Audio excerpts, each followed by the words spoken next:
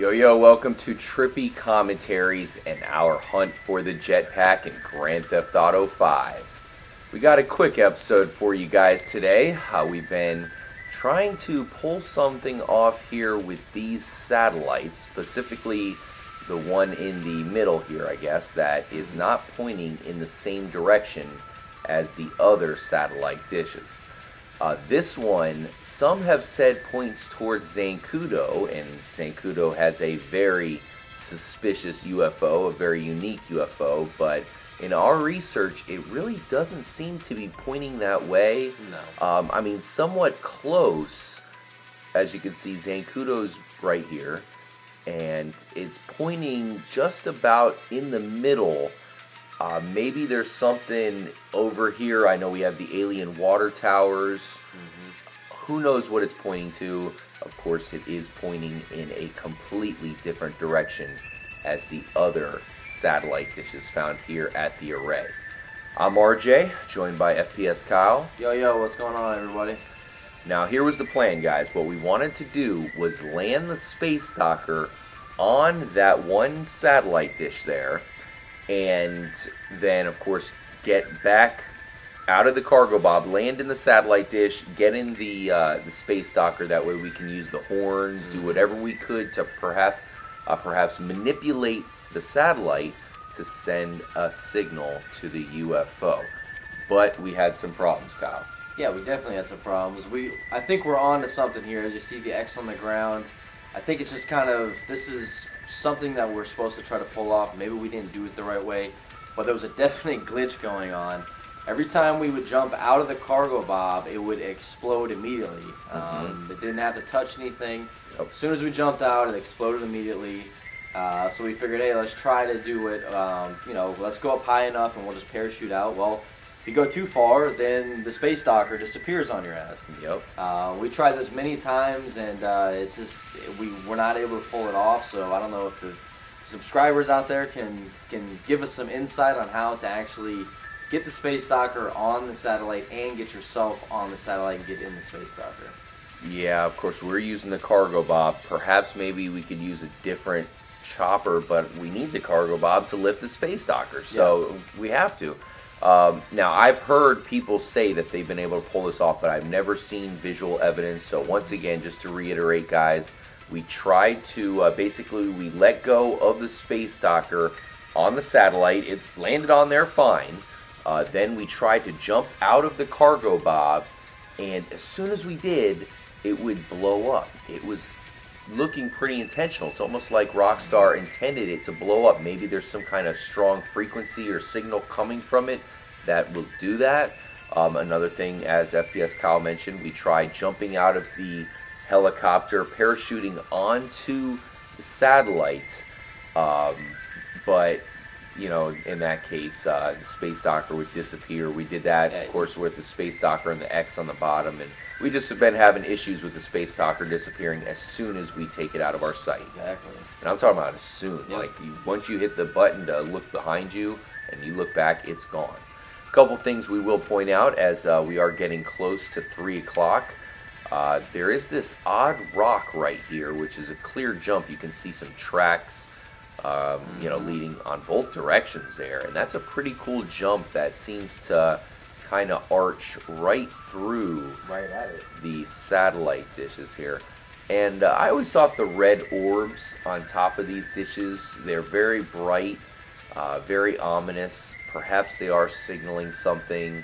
We've been trying to signal the UFOs, and most recently we've been trying to signal the Zancudo UFO. That one has a very unique look. It's pretty eerie, and the one place we looked at in the last episode was the light that the Zancudo UFO shines down onto the bunker found in Fort Zancudo. Now, the interesting thing about that green light is it's shaped like a sun, and we've been searching for ways to praise the sun.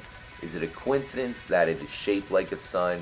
That is certainly a question, but to me it looks exactly like a sun, be it a green one. It did. It looked exactly like it.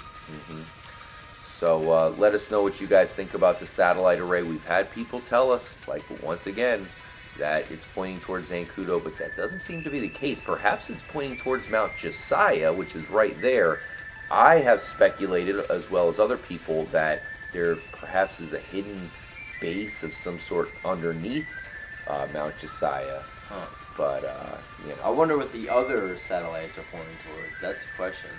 Yeah, they definitely are all seeming to point in the same direction. Let's go ahead and land the space docker right on the X. X marks the spot, and it's a little bit suspicious how this X is right in front of the, of course, the one satellite right there. It is 1:30. We are getting close to 3 o'clock. There's a couple things that I did want to bring up here.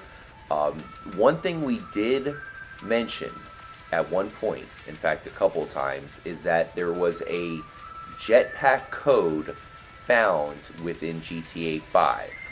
Well, it turns out that that code has now apparently been taken out of the game, so they have not been able to find it again. Now, there's 3 theories that I have. Number one, Rockstar was kind of screwing around with the community, just trying to hint that there would be a jetpack, only to say, oh, no, we're taking it out, never mind. My 2 main theories are, number one, they wanted to hold it back. They were planning on giving it to us, but they wanted to hold it back until the next gen. They kind of got an idea and said, hey, now that everybody wants this thing, let's save it for next gen. Or perhaps maybe they want the jetpack to be extremely epic. Maybe it was glitching out or just not flying the way that they wanted it to.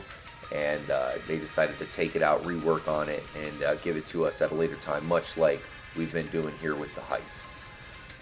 Yeah, exactly. I mean, I don't know. I think they could pull it off. I mean, we've seen the jetpack in the previous GTAs.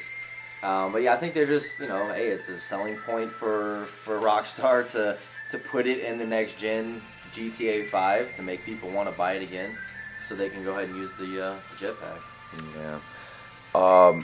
And another thing, I don't know if you guys got a chance to watch the latest Fact or Fiction episode from CVG. I thought they covered something very interesting about a full moon party. Basically, you can wait until there's a full moon. GTA 5 not only runs on a day-night scale, but also a monthly scale, complete with all of the different forms of the moon, crescent moon, all the way to full moon. So basically, if you go to the hippie camp, you can, and this is during a full moon, you can antagonize a hippie, one of the hippie guys there, the alien camp, and he'll walk away and get a phone call, and he'll talk about a full moon party. Now that only happens when there's a full moon. If you do it when there isn't a full moon, then he'll talk about something completely different. So that's interesting. I know CVG as well as others are now currently on the hunt to try to find that full moon party. That is a pretty cool find, I gotta say. That's a really nice find, and I think that could definitely correlate to the Chiliad mystery, that's for sure. We're certainly looking at some things, guys. In the next episode, we'll be looking at the Zancudo UFO. We are trying to signal it, and perhaps if we blow this space docker up right at 3 o'clock, maybe something will happen. X marks the spot. 3, 2, 1, jetpack.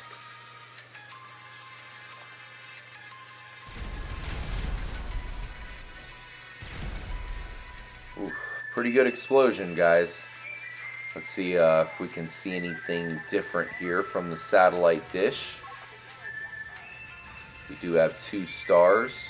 Man, those dishes just look completely epic. You have these very bright red lights.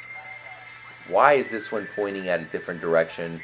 I will mention, most of you should know, but you can commonly see FIB agents checking out this one satellite. It's not the others, it's this one. We are not too far away from Omega's house, where we first picked up the space docker. You have the crazy windmills in the background, and you don't even have to mention Fort Zancudo in the distance. Guys, definitely let us know if you're able to land the space docker on the satellite. We are having some serious glitch issues here. I'm telling you, the cargo bob blows up immediately as soon as we actually try to get onto the satellite dish. It looks pretty intentional to us. Yeah, definitely. Yeah, so, I mean, let us know. Let us know what you guys are able to come up with, because we're pretty much stumped at this point. Yeah, definitely. As far as these satellite arrays are concerned, I just want to know, why is that one pointed in the other direction? I know a lot of people were convinced that it was just a clue towards that Zancudo UFO, but I don't think that's the case. I mean, it's the most plausible. Maybe they just didn't put it on an exact perfect line pointing towards it, but it kind of, I mean, if you look at it from here, look, that's what's over there, that's where the UFO's at. So it's possible, you know, that was what they intended on. Maybe just the angle's not exactly perfect, so. Thank you guys for joining us. Of course, this was a quick episode. We have a lot more to show off. Make sure to stay tuned and watch out for that. I'm RJ for Kyle. And stay trippy. See you guys in the next episode.